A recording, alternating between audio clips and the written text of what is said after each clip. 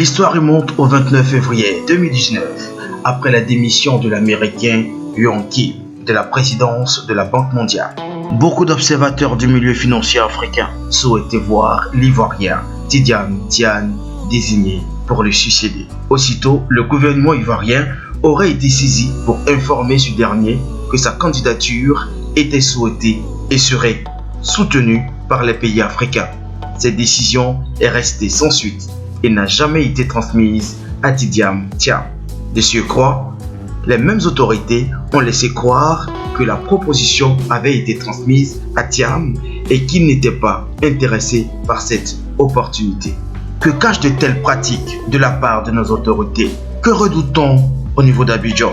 En quoi la présence de Thiam dans les instances dirigeantes de cette institution dérange-t-elle?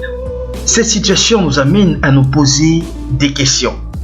Est-ce une méconnaissance de la valeur de ce jeune technocrate ivoirien qui a su se faire une place dans le cercle très fermé des finances mondiales?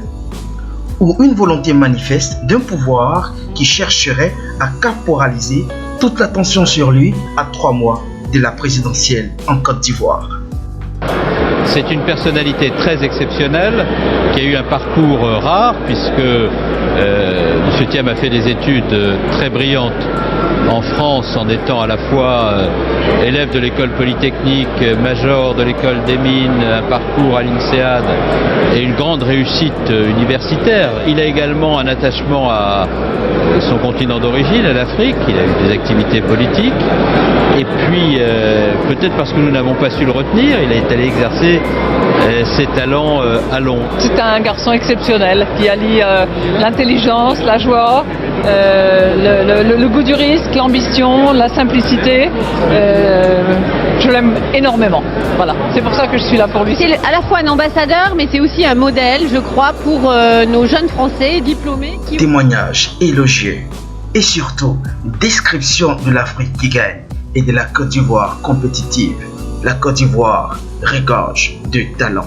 Voilà la preuve. Qui est donc Tidjane Thiam? Allons à la découverte de sa biographie. Tidjane Thiam est un banquier franco-ivoirien né le 29 juillet 1962 à Abidjan, en Côte d'Ivoire. Il a occupé des postes de directeur général de Crédit Suisse entre juillet 2015 et février 2020. Tout au long de sa carrière, en dirigeant des entreprises du secteur privé et du secteur public, Tidjane Thiam a développé de grands projets qui ont contribué de manière positive à l'économie et à la société. Au sein de Crédit Suisse, il a mis en place un programme de restructuration sur 3 ans, reconnu par Europe Money, qui a nommé Tidjane Thiam Banker of the Year en 2018 et en 2019, et il a permis à Crédit Suisse de réaliser ses profits annuels les plus élevés depuis 2010. Lorsqu'il était à la tête de Prudential de 2009 à 2015, la capitalisation boursière du groupe d'assurance a triplé et a dépassé les 60 milliards de dollars US. De 2012 à 2014, il a été président du conseil d'administration de l'Association des assureurs britanniques. Ancien président du conseil d'administration de l'Association des assureurs britanniques entre 2012 et 2014.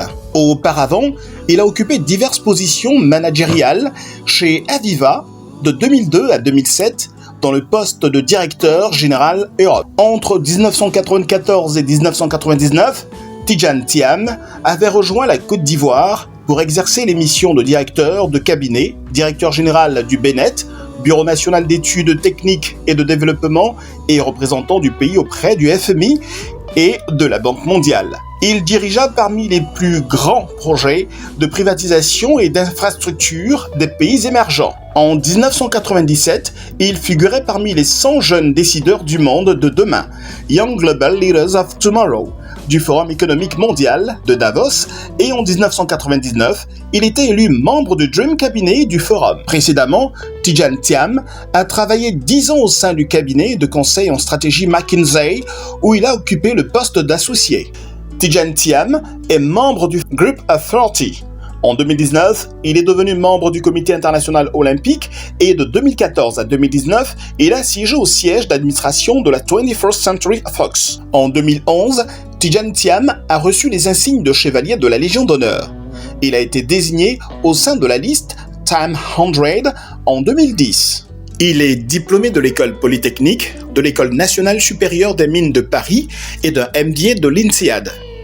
Il est également docteur en droit honoris causa de l'université de Warwick. Le 16 juin, il est nommé président du comité d'audit et des finances du groupe Kering, membre du Group of 30, cercle d'économistes prestigieux rassemblant plusieurs prix Nobel et récemment nommé comme l'un des 4 membres de la très influente commission finance du Comité international olympique. En avril 2020, il est coopté par le président sud-africain Cyril Ramaphosa, président en exercice de l'Union africaine, pour faire partir du quatuor des envoyés spéciaux du continent mandatés pour mobiliser des fonds internationaux en appui à la riposte sanitaire et économique contre la Covid-19. À l'écoute de ce parcours prestigieux, nous pouvons dire sans embâche que Tidiane Thiam fait peur. La qualité de ses connaissances économiques, sa maîtrise du marché international, ses relations exceptionnelles dans le monde font de lui une personnalité incontournable, une personnalité d'avenir. Tidiane Thiam est une chance pour la Côte d'Ivoire. Sachons la saisir. À bon attendeur, salut. Jean-Luc Moreau, journaliste.